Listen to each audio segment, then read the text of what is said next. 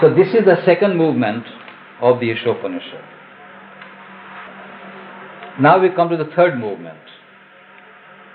If you have any questions so far, please feel free to ask, because in the third movement, we go to a deeper level.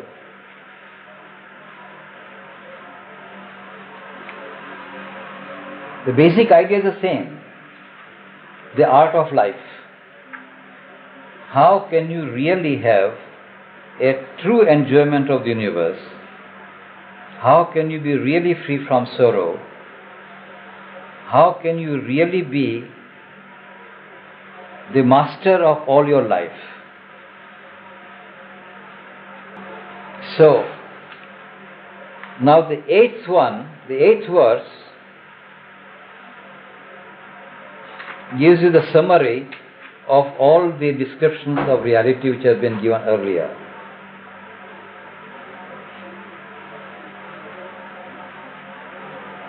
Which is a very short one.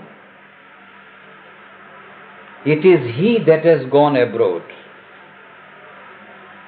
Unmoving is the moving. That is, in other words, it is he that has gone abroad.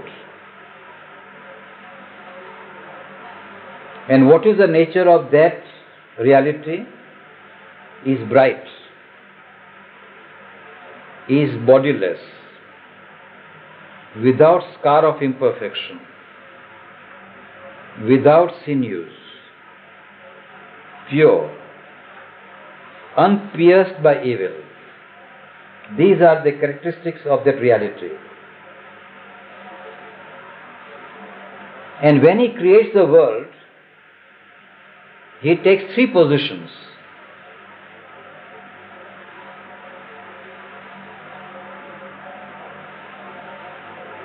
He takes a position of the seer, which in Vedic times was called Kavi. Kavi is now, of course, the poet, but in those days, Kavi was regarded as Rishi, the seer. The thinker is Manishi. And the one who becomes everywhere is called Paribhuhu. These are the three statements about Swayambhu, of the supreme reality. The whole universe is manifested as it were in three stages.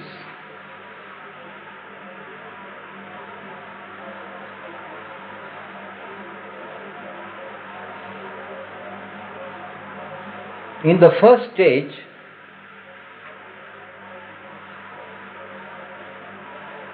the reality brings out a vision.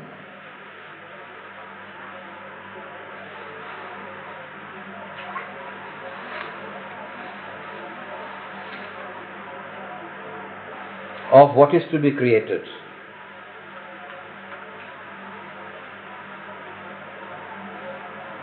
So since the first thing is the vision, reality becomes the seer. He sees the vision. He has put forth a vision. So he is called the seer.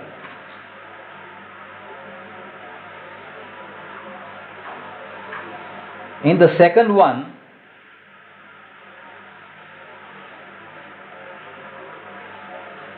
he deploys it. He scatters it. The vision is scattered, you might say. In the vision, everything is perfectly held together.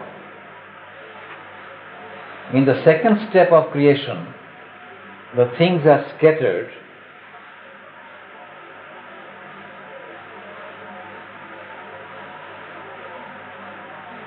It is something like what happens in our movement of thought. There is a distinction between seeing and thinking. When you see a thing, then there is a totality. in your perception. When you think about it, there is an abstraction. You withdraw from what you see and create a conception about it.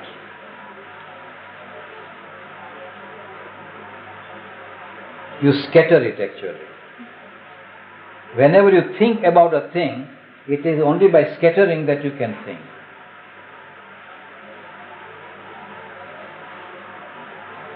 The moment the whole thing comes before you, it becomes a vision. That's why we say that the greatest thinkers become visionaries. Because the entirety of the thought becomes united. But when there is a movement of scattering, it is a thought movement. Therefore the second is called Manishi. The scattering movement is called Manishi. In relation to the second movement, the reality is a thinker.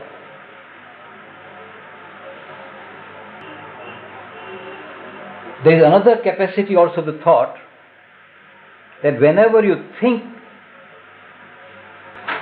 you are in the realm of possibilities. A thinker is supposed to be a master of possibilities. A thinker will never be able to tell you that this indeed is the reality. It will say either this will be possible, or that will be possible, or that will be possible, or that will be possible. Various possibilities are thought out by thought. But it can never tell you definitively that this is so. That this is so can be done only by vision, or by one who has acted. The action holder, the one who is capable of acting, is definite about a thing. The thinker is never definite about anything. He is only the master of possibilities.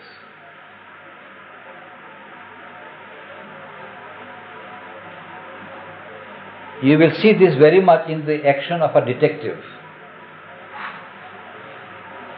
A detective is something like a thinker. He is given a problem of a mystery. A theft has taken place, and detective is asked to find out how it has taken place. So he sets out making so many possible theories.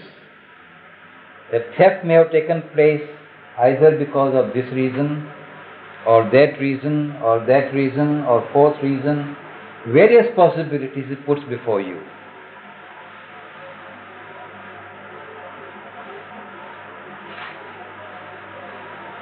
But unless he comes to a man who has really done it, he will never be able to tell you that this is the real thing that has happened out of all possibilities.